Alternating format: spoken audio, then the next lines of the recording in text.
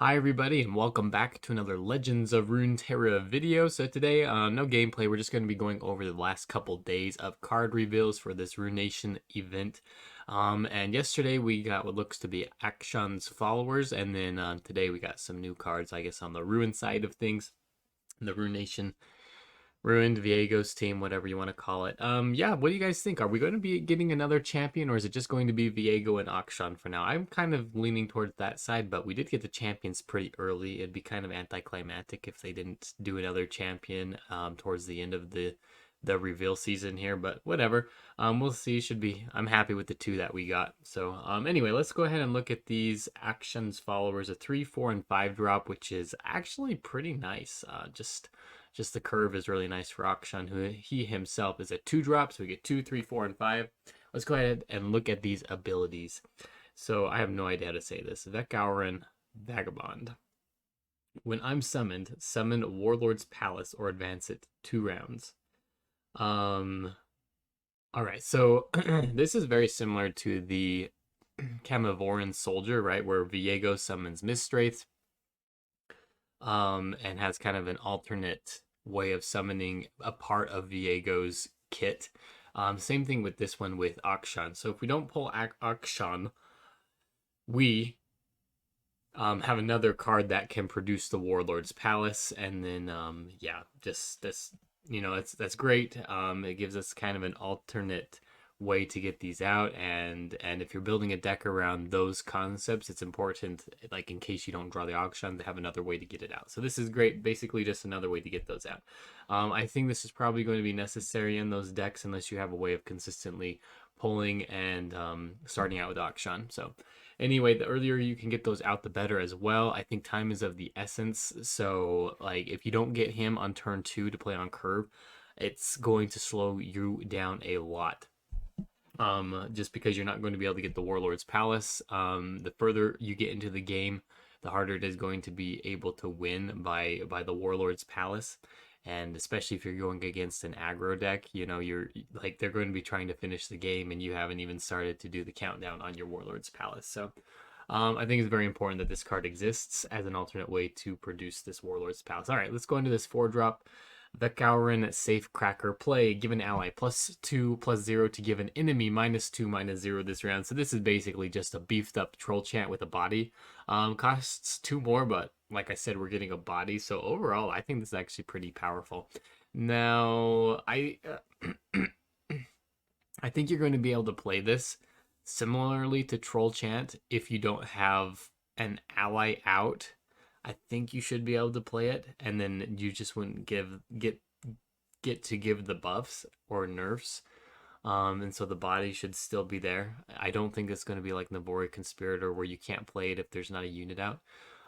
So I mean, I think overall this is a pretty solid card. This can buff. I see what they want to do with it. You can buff AKSHAN, who's a quick attack unit, to a 4/2, and then at the same time, you can nerf an enemy's attack as well, which is really great and can help him stay alive. And now, of course, the trade-off for this is that you have to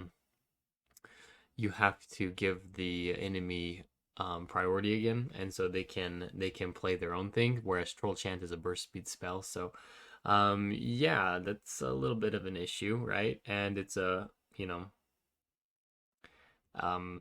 you just can't use it during your attack, so it's a play effect, not a summon. So just keep that in mind. But overall, I think it's a pretty solid card and can work really well with certain decks. Could work well with overwhelmed decks, could go with control decks just because you're giving the enemy -2 as well. All right, let's move on to this last one. This Vicaran Bruiser. This is a 5-drop strike. Create a lucky find in hand. All right, so 5-drop creating lucky finds, which I can see why they're doing this in the archetype, right? Because the Warlord's Palace is being reduced every time you target a unit. Well, you're in, or where you target an ally. So these lucky finds are really cheap ways to do that. The issue that I see with this Bruiser is that he's coming down on turn 5, which is kind of a little late in my opinion. And not only that, he doesn't have any keywords, so you can't necessarily keep him alive. Very similar to like the Mountain Goat creating the gems. You can choose to buff him if you really want, give him like quick attack and things, and maybe you find that through lucky finds. And I guess there's other ways to keep him alive as well, but like he is coming down a little bit late, and he's just generating you cards at this point.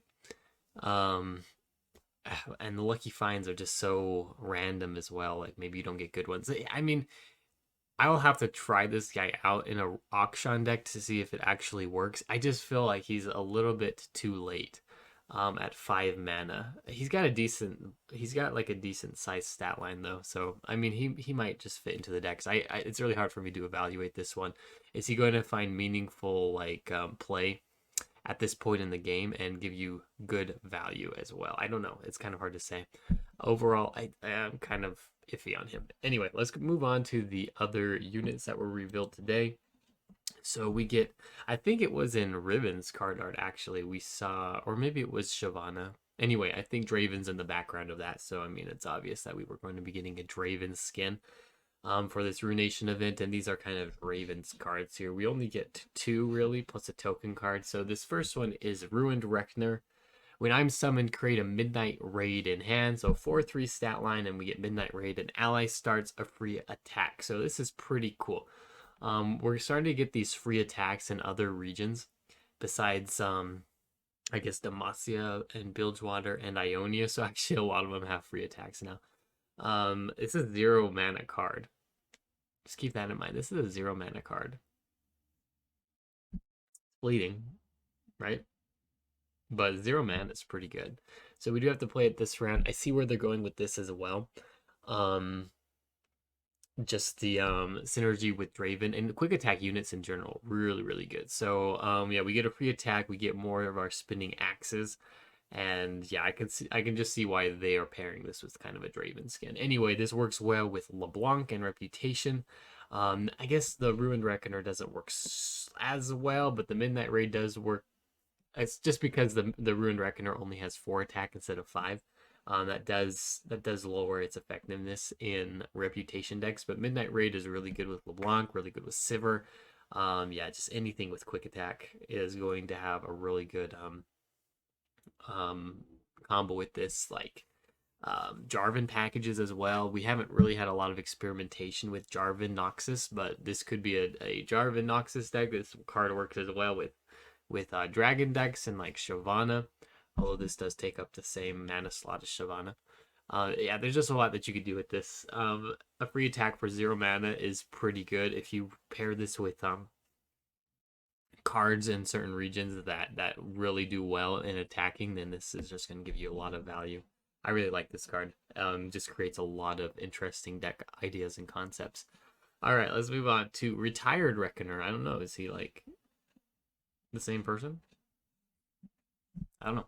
All right, Retired Reckoner, a 5-drop with Overwhelm. When you target me, grant me +1/+0. All right, so again, we're getting kind of this Riven synergy here. So yeah, just with Riven's reforges. Now the downside to that is that this guy's already got Overwhelmed. So one of those 3 reforge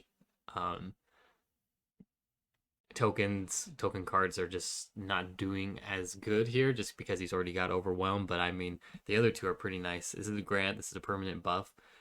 So like if you use the +2/+0, he becomes +5/+6 with a 1-cost card, and with Overwhelm, that's pretty nice. And then quick attack becomes a 6/6. That's, yeah, or a 7/6.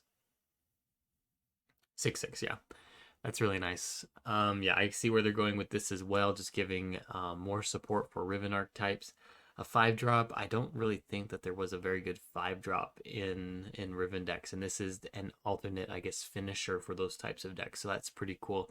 And then if we pair this with AKSHAN, which is kind of where they wanted it to go, with Riven AKSHAN, right?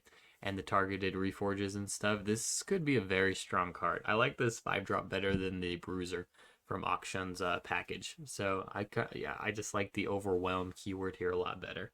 And like Riven's reforges can get out of hand really fast, really fast, especially on Overwhelm units. And yeah, just overall looks like a pretty strong and decent card here. it doesn't take a lot of spells to get these guys to really, really high attack stats, and makes it really hard for the enemy to block into all of those overwhelm units when Riven's out. All right, that's about it. Yeah, I'm a pretty big fan of these two.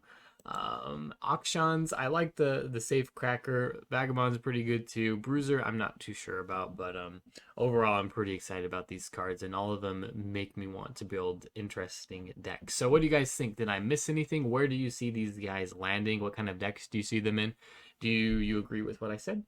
Yeah. Anyway, hopefully we get another champion. That'd be fun, but we'll see what happens. If you guys enjoy this video, don't forget to like and subscribe to the channel, and we will see you tomorrow. Thanks.